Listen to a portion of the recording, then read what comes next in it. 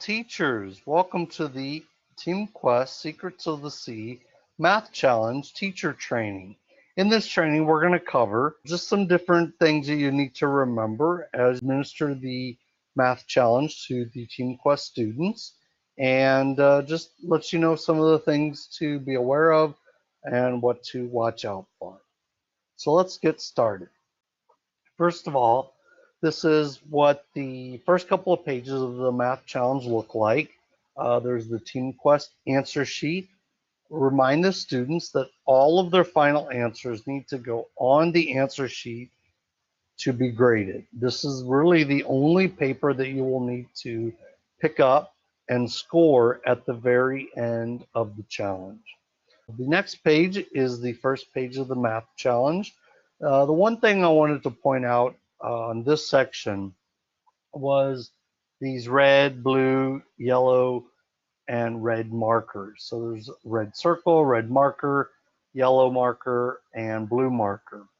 And we're going to see in just a moment a picture of the map that the students are going to receive. So you'll want to point out that these markers coordinate the questions to the maps. So if they see the blue marker on the question, then they will reference where the blue marker is on the map in order to know where to look. Let's talk about a couple things that students and teachers both need to remember during the math challenge. First of all, students need to remember to place their team letter on their answer sheet. It's very important that you have that information after they're scored and after they're tallied in order to write them on your tally sheet. Second thing, please remind the students to write their final answers on the answer sheet before the 40-minute time limit is up. They only get 40 minutes to do the challenge. Next is that there are 3 sections to the math challenge. Section number 1 uses map number 1. It is going to look like this. It is called the NOAA Nautical Chart Images map. And on this map, you're going to see different numbers. These numbers represent the depths of the water or the depths of the channel on the chart. So the students will look at the depths and answer the questions accordingly.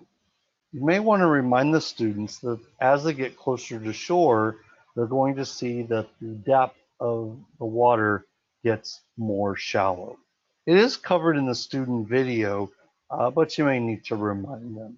So next on section 2, it uses map number 2, which looks like this, which is a map of the U.S. Naval Academy.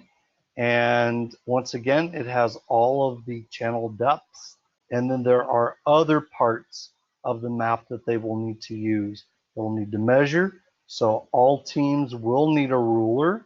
They'll need to reference the purple square, the green circle, the red dots, the red arrow, as well as the yellow square and circle.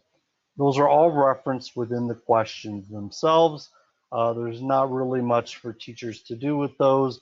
The students will read the question and know exactly where to look on their map.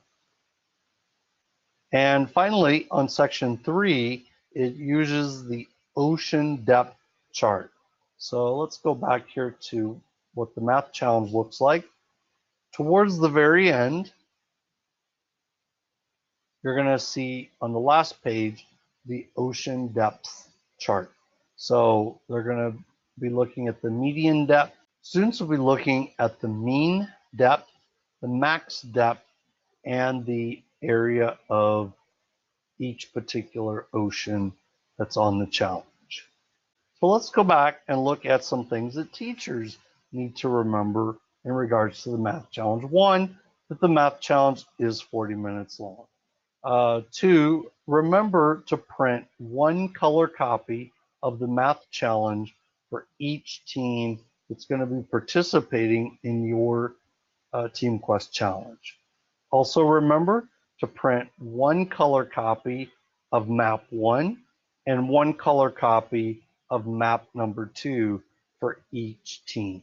The color copies are very important on the math challenge. One, because of the markers that we just talked about, and two, because they will need the color aspects on each of the maps in order to be able to determine and distinguish what different things are on the maps. On the math directions, there is a section for teachers to remember to cover conversions in the directions. So those conversions are important because students may need some or all of those conversions during the math challenge. So it's a good idea to cover those.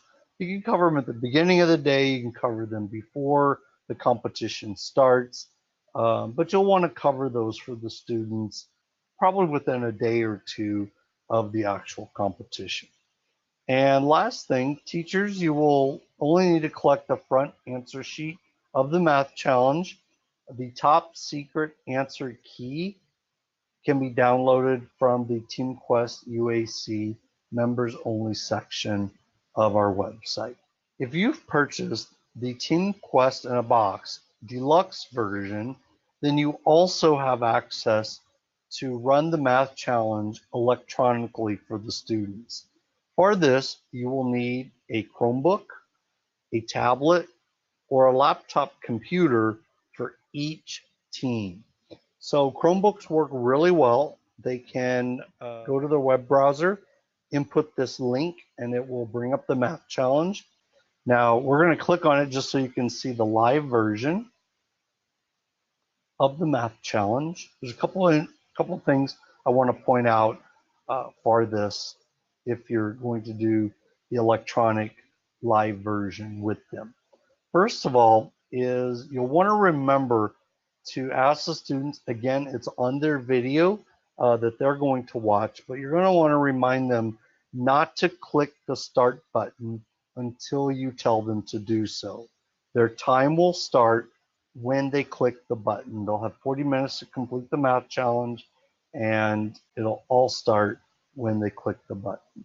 So you'll see here in the upper right hand corner, it will reference the time that they have to complete it.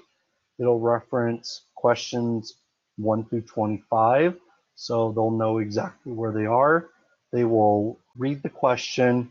They can either work the questions one at a time together as a team. That you can pass out the math challenge that's already in your TeamQuest in a Box deluxe version. We've given you all the copies, so you don't have to worry about printing anything. And then finally, when they go down here to answer the question, this is just a sample, so it's going to tell them that they've answered it correctly. And on the next question, we're going to choose the wrong answer on purpose. So did you notice that once I click the answer, it automatically scores it?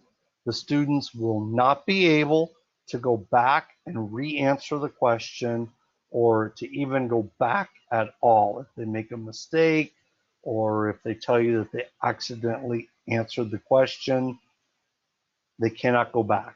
It is explained in their video that you're going to show to the students that they have to be very careful to not select the wrong answer. Next, on question number 3, they're going to go through and they're going to have several questions to answer. They must get all of them correct in order for it to count as a right answer. We're not going to go through all of them. We're just going to skip ahead here to the next part of our slideshow. To get access to the electronic version of the math challenge that will be auto-graded at the end of the challenge, please visit our website to purchase the TeamQuest in a Box deluxe kit. It is at www.teamquestuac.com. Once you purchase the deluxe version, we will give you access to that portion of the website So this is what the Team Quest Math Challenge looks like. Again, it will instruct them to not hit the start button until you direct them to do so. And we'll give them an example of what the correct and the incorrect scoring looks like. We'll give them an example of the maps of the questions and answers and how they can go about completing this as a team within 40 minutes. Finally, at the end, again, this is explained to the students, but it's important to point out to the teachers as well. They must hit submit my answers after they've answered question number 25.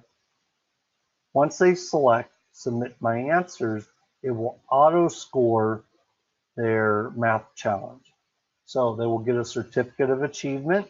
We'll give them their score. In this case, I got a 56. In this case, I got a 64.